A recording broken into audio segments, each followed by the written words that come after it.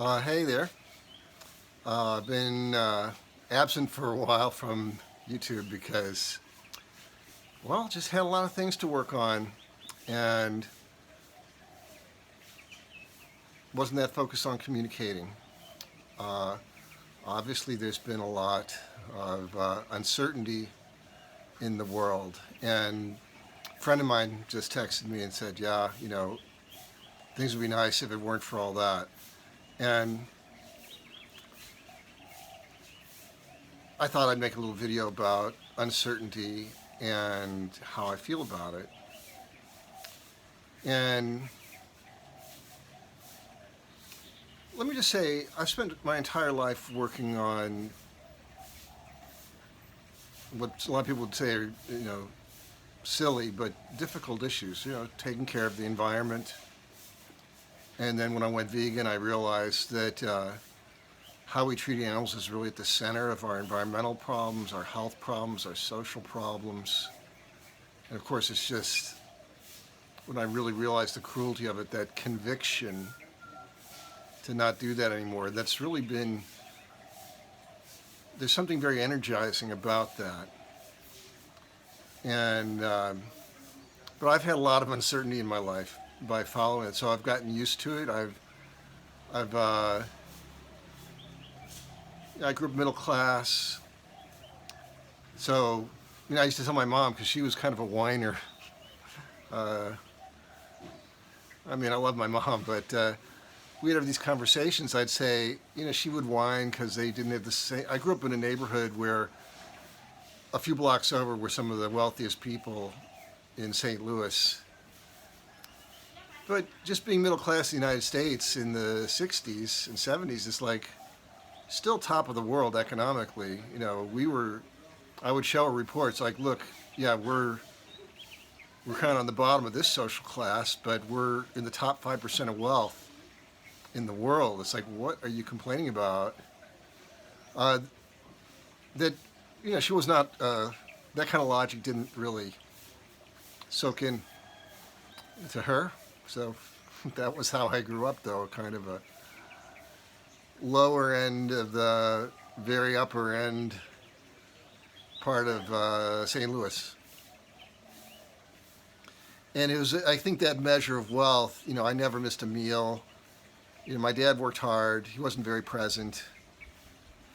And I learned about the environmental crises in Earth Day 1970. That's when I was 10. And I would look at everybody just, okay, yeah, you're working on making money, but like, who's going to take care of this stuff? You've got your stores, you've got your this, you got your that, but come on. So I've been working on this stuff. Literally, I did my first environmental project when I was 10. And I think there's always some kind of hope every time there's some kind of crisis that somehow people wake up. Or this time people really get it.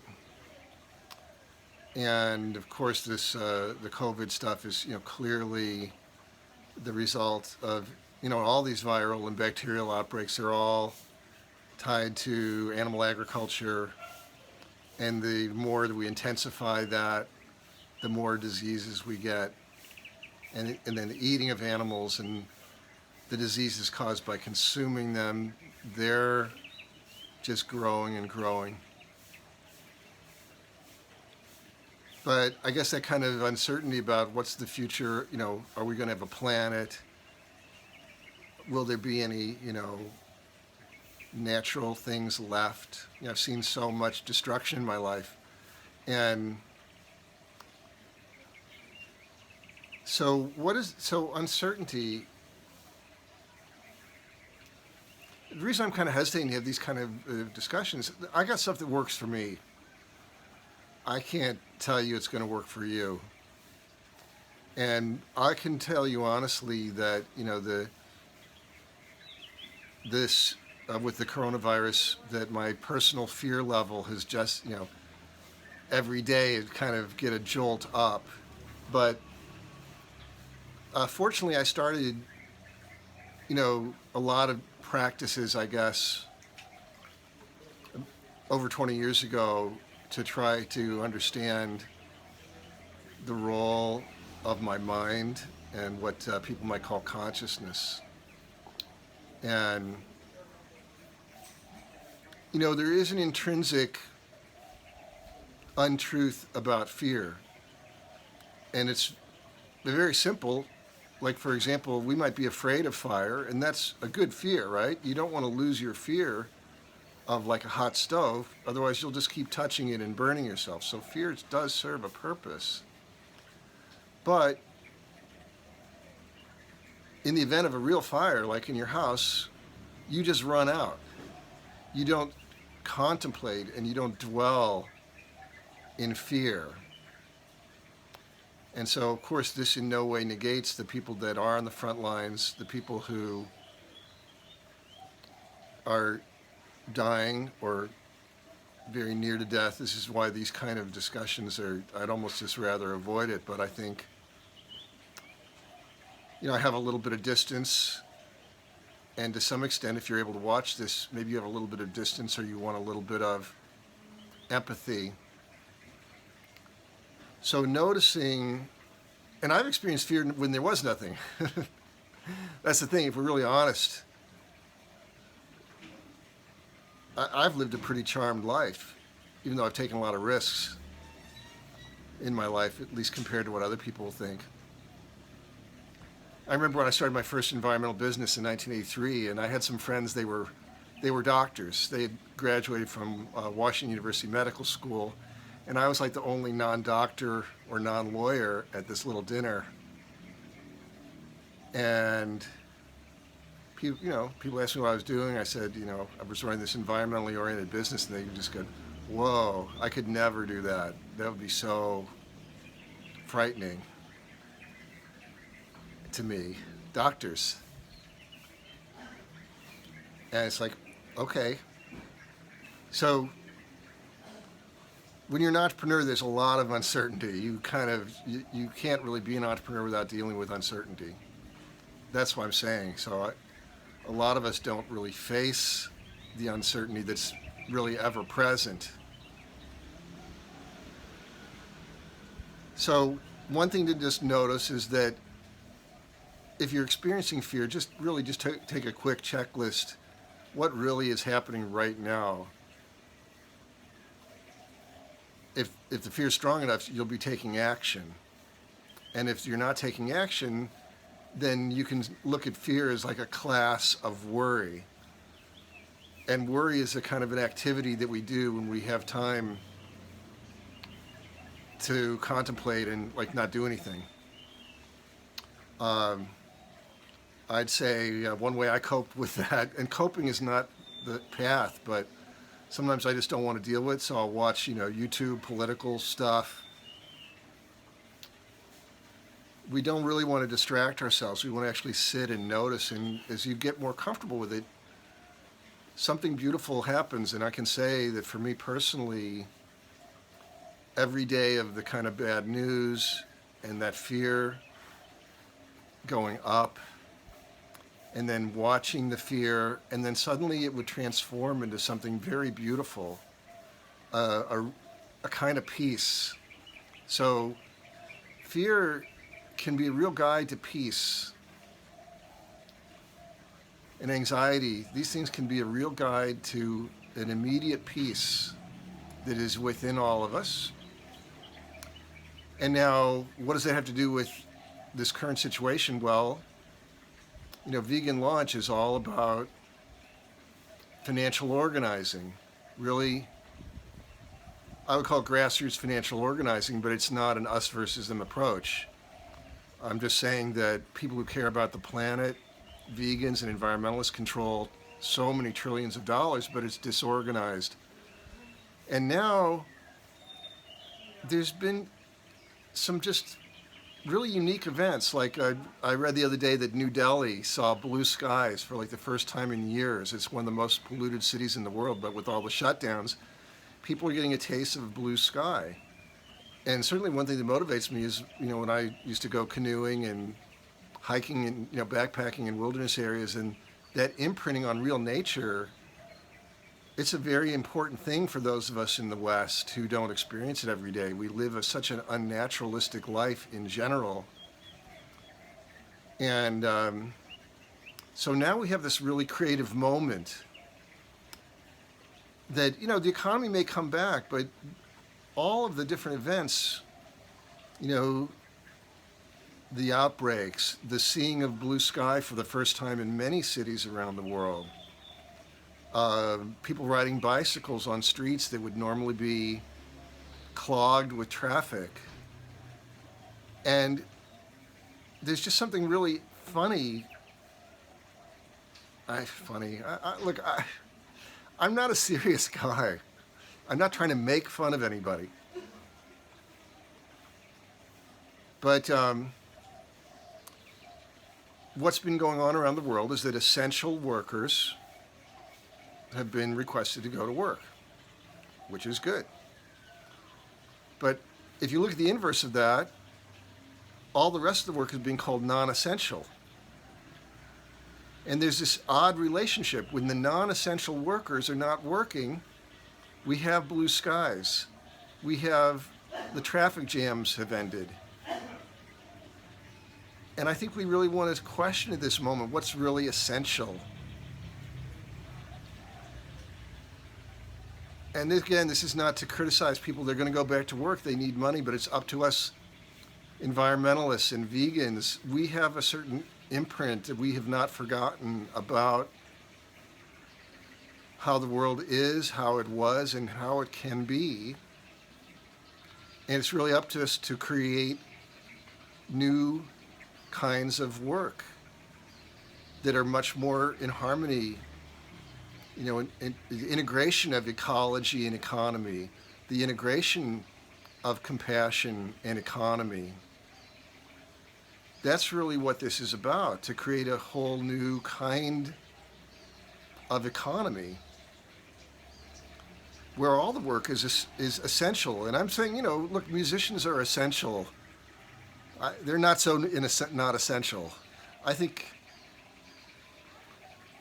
it's almost a risky analogy, but we really want to look. It's like, well, what's more essential right now? Clean air and clean water and healthy ecosystems, that is also essential.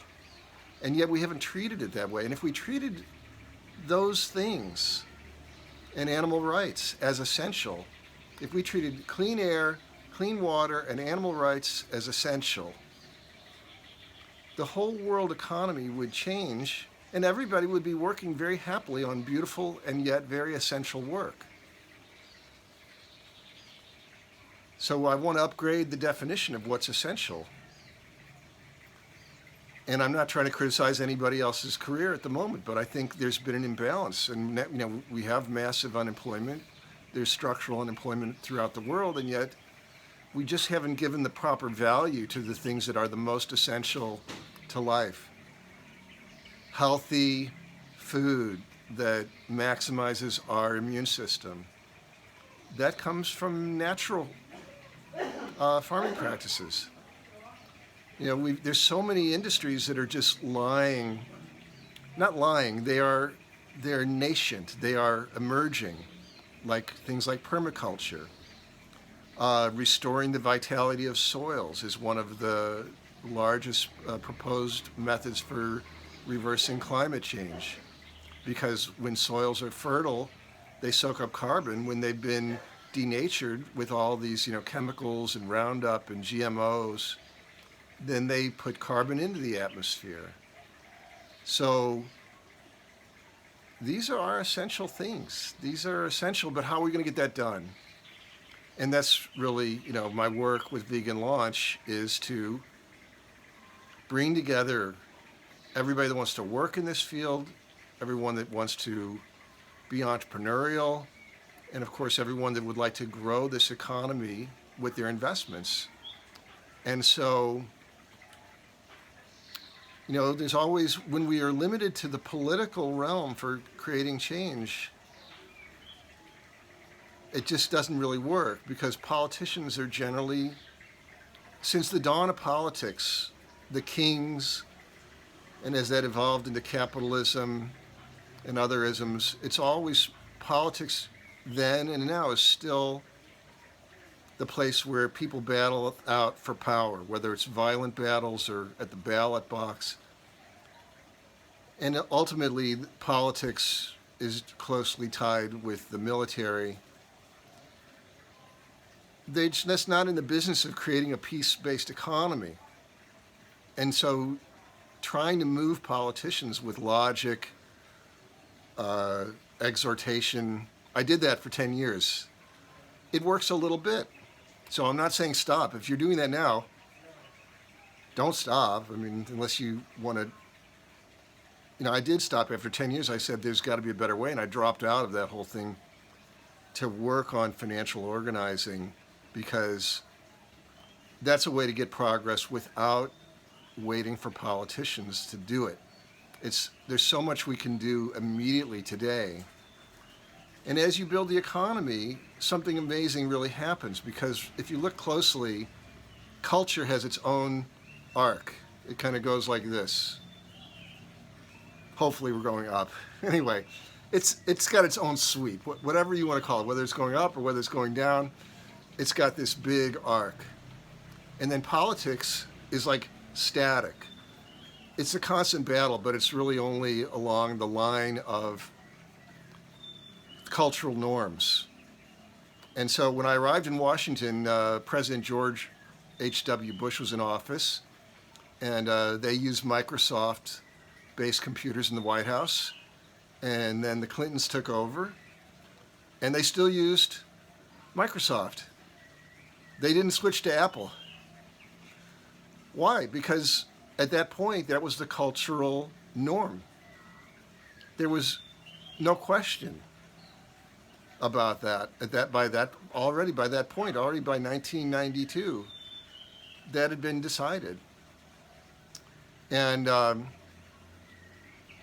but oddly, if you look back a little bit in U.S. politics, back to the Jimmy Carter got elected, and he put solar panels on the roof of the White House. And then Ronald Reagan got elected, and he took the solar panels off. Now, why would taking an energy generator off the roof of the White House? But there was that the idea of a solar economy was still stuck in the realm of politics, so it hadn't really been developed. In a lot of ways, it still hasn't been developed to the point where it's considered the cultural standard. Non-carbon-based energy production is still not a cultural standard, so we've got a lot of work to do on that particular front. And all the fronts that really are life-sustaining and peace-based and create human health and reduce suffering and create equality. And I'll be introducing over the next few weeks an idea I'm calling Capitalism 3.0, because there's a lot of people that think that capitalism is the problem. And I think we can look at every ism, and somehow people think, well, if we somehow change the ism, then everyone will be fine, because it'll be we'll make rules and somehow force people to comply. What I'm telling you, when we look at the sweep of culture, creating rules is not what causes compliance. What causes compliance is broad cultural acceptance. People comply with broad cultural acceptance. So a lot of people don't realize that capitalism itself was a response to feudalism. So human beings have been brutal. We're the most violent animals, I think, on the planet anyway. The fact that capitalism has been used to continue, ghastly practices like slavery, or, the kind of treatment of employees, the treatment of the environment, all of that. I don't blame capitalism itself. It's just people have not quite evolved to where they can be at peace with one another. But pretty much anybody that's gone vegan has had some experience. That peace is possible for human beings. That's something a lot of people will say, no, we're just warlike animals, and anything else is just fantasy. And I'm saying no, but we've got a way to go. We need more people that get peace, and then we need to create economic situations that reinforce that. And so I would say capitalism certainly needs to evolve, but it's also an important tool. So why am I calling it capitalism 3.0? Because until 1933, capitalism was just capital arrangements. The notion of capitalism was just conducted as a part of normal business. And then after 1933, after the Great Depression, the notion of capitalism got regulated in the US and most of the other Western countries.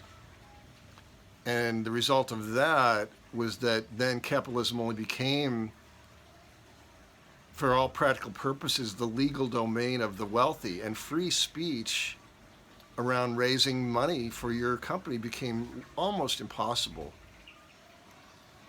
And what changed a little bit was Silicon Valley. It started out as a military tech center, and then a group of investors said, wealthy people said, we need to go and create some kind of investment structures to help grow the economy in this one region. And that's why Silicon Valley is where it is today, is because they had the combination of technology and people who were using those laws in a relatively creative way to rapidly finance the people in those zip codes. But in the rest of the country and the rest of the world, it's still pretty slim pickings if you want to raise money for your company, and you can't, legally you don't have free speech. The speech around raising capital for a business is a highly regulated form of speech. So, interestingly, by 2013, the US federal government and many governments around the world began realizing that too much constriction on free speech made it too hard for people to start companies, and that it was causing a lack of vitality in the economy. It's like you need young things growing. You can't just have an economy of only old big companies, because it's just not vital, it's not dynamic, it's not diverse. And so since 2013, an element of free speech has been reintroduced into finance. And why am I calling this capitalism 3.0? It's because, once again, with a little bit of work and the kind of work we're putting in, the general public can at the very least hear about new companies that are forming, what they're doing, and be given the opportunity to organize together and fund it. And this is why capitalism was an innovation from feudalism. Back in feudalism, the king basically owned everything. And what capitalism was essentially a power-sharing agreement between the merchant class and the kingly class. And that's carried on. And then we had that kind of wild era of freedom that got shut down in 1933. So there was the Roaring Twenties. Remember, those were before the Depression. And people didn't know how to handle the freedom, so you got a lot of abuse, and you got a lot of people who invested in stuff which they had no idea what they were doing, just throwing money into scams. So that created this momentum to regulate the financial industry, and I would say overregulate it. Based on my experience over the past 20 years, it's so hard to follow these laws, and it really keeps people from either raising capital or at least raising it legally. And the cost of lawyers is such a big factor. So one of the biggest challenges of raising money for any of the vegan entrepreneurs is, where do they get the money to pay their lawyers so that they can raise more money? So with Capitalism 3.0, we're using these new regulations, these new public speech regulations, and making them easy to access for vegan entrepreneurs so that we can begin to speak freely about what kind of economy we want to create. And then people can vote directly with their investment dollars, instead of having to try to leverage politicians to then create projects that eventually trickle back down to businesses. We can skip that whole process, and I thank the government for giving us these rules. The first ones were initiated under President Obama, and right now President Trump's administration is making laws even more simple for the average entrepreneur to access and get the word out. And I've seen hundreds of amazing projects, most of them struggling for finance. But environmental businesses, transformational stuff, I've seen projects of billions of dollars, for-profit ecosystem restoration projects. People have no idea because these things never reach the public awareness. So that's capitalism 3.0. So when we think about this moment of uncertainty, what we're really looking at is like, it's kind of like writer's block or something. You got a blank sheet of paper. We're literally looking as environmentalists and vegans and caring people. We have a blank canvas in front of us. And of course, we have a palette of all kinds of projects that have been pioneered in the nonprofit sector or just, really intense, innovative, hardcore grassroots entrepreneurs. There's so many solutions out there that we can just pick and choose from to create the kind of economy we want. But to do that, we're going to have to work together. We can't wait for, some billionaire might do it. I'm not the kind of person that, I don't really attack people for whatever they have in the bank. I'm not an attack-oriented person. The point is, can we work together? And my experience in general is that when more and more people work together, eventually it attracts the people with more and more money. They kind of wait, when you're in that kind of status, you tend to wait and see which way the wind is blowing. And our expectations that the wealthy people will be the pioneers, I haven't seen that really happen when it comes to taking care of the environment. Maybe in Silicon Valley they'll fund some cool startups, but in general, and there's always exceptions, but in general, they're not going to fund, 1,000 vegan restaurants by themselves. But if we get together and say we should do that, or maybe create, vegan healthcare networks or vegan insurance companies, and all these things that just solve, they're holistic, they solve multiple problems at once. As we gather together as people of any economic status, as investors, shall we say, it's not all economic status, but it's not just the 1% that they have a lot of money, but the investor class goes all the way down to people who have just, a few $1,000s in investments, maybe in the stock market or some real estate.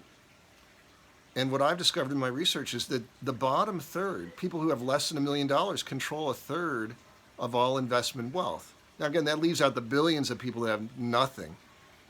But if we look at investors, there's three classes in my analysis.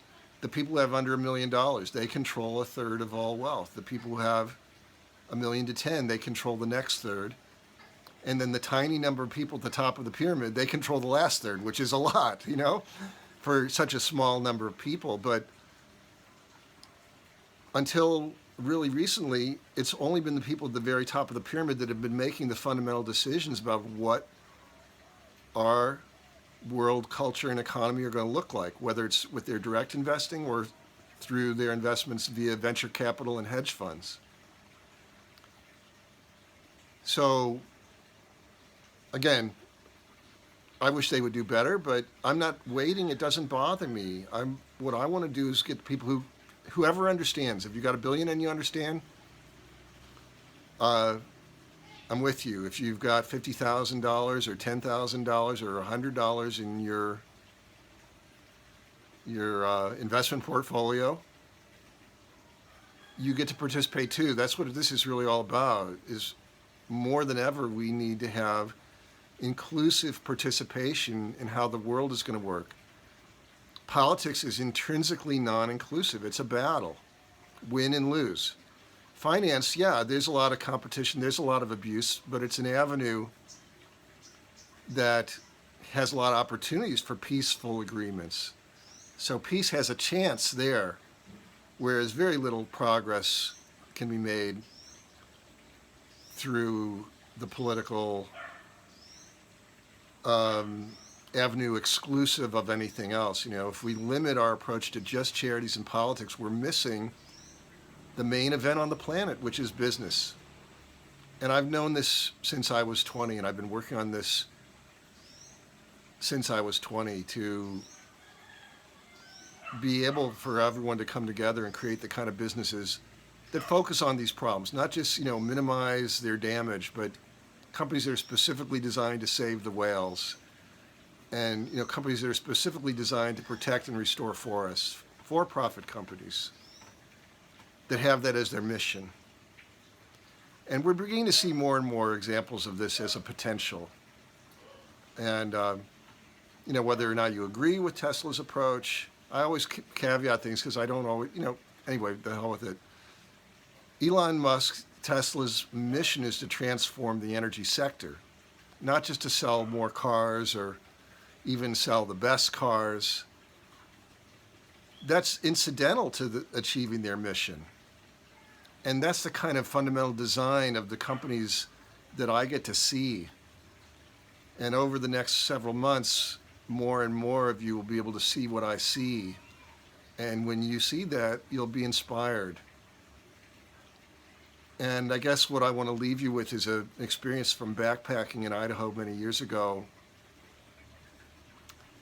And we hiked through an area where there had been a forest fire. And, a lot of big trees died in the fire. But it was now just a few years later, and there was this amazing carpet of pine trees, 3 and 4 and 5 feet tall. It was one of the most beautiful things I've ever seen. And these were not planted by foresters or anything like that. They were just naturally seeded. They were waiting for the moment, in a way, to see some sunlight and grow. And if we really look at all the people who've been pioneering solutions for everything, natural sewage treatment, just everything. I really believe this is our chance. And I always believe that. Every day this is our chance. But I think for the first time, people, when people are seeing a blue sky for the first time, that's a real clearing. That's a real opening in both the physical and metaphorical sense. So the blank slate, any kind of creative process, it's very scary. That's fear. Obviously, the danger, threats, it's gonna bring up fear. And I'm asking you to take a moment and see if you can allow that fear to transform into creativity, and look at the opportunities now that are opening up because people have really had a big jolt into their day-to-day lifestyle. And those of us that care, we have an opportunity to work together. We've always had it. But making it work, I'm not saying this is easy. But a little opening like this, I think, it's an opportunity for us to get together and offer real solutions, and not just policies, but actually putting those policies and visions into place with capital, organized publicly, thanks to the return to a more open and free system. And we don't have to make abuse part of capitalism. We can grow beyond that. And I was really thinking, is that just like, Mark, I was thinking this morning, sounds good, but what's really wrong with capitalism? And I'll tell you, this is what I really came up with. One of the things that's wrong with capitalism is that people are treated as a cost instead of an asset. So this will be, instead of ending on like some inspiring thing, I'm going to end on something very practical if you're a bit of a finance geek. If you look at a company's balance sheet, you've got things like assets, assets and debts. And then you've got cash flow. Human beings do not show up on the balance sheet as an asset. They're a cost. Well, of course, any business wants to control costs. So what you've got now is this drive. If you buy a robot, that's an asset. But let's say you have a human being on your staff, that's a cost. Training the human being is a cost. This is what is wrong with capitalism as practiced today. We need to begin looking at human beings as assets. At minimum, obviously, they're human beings, but we should invest in human beings.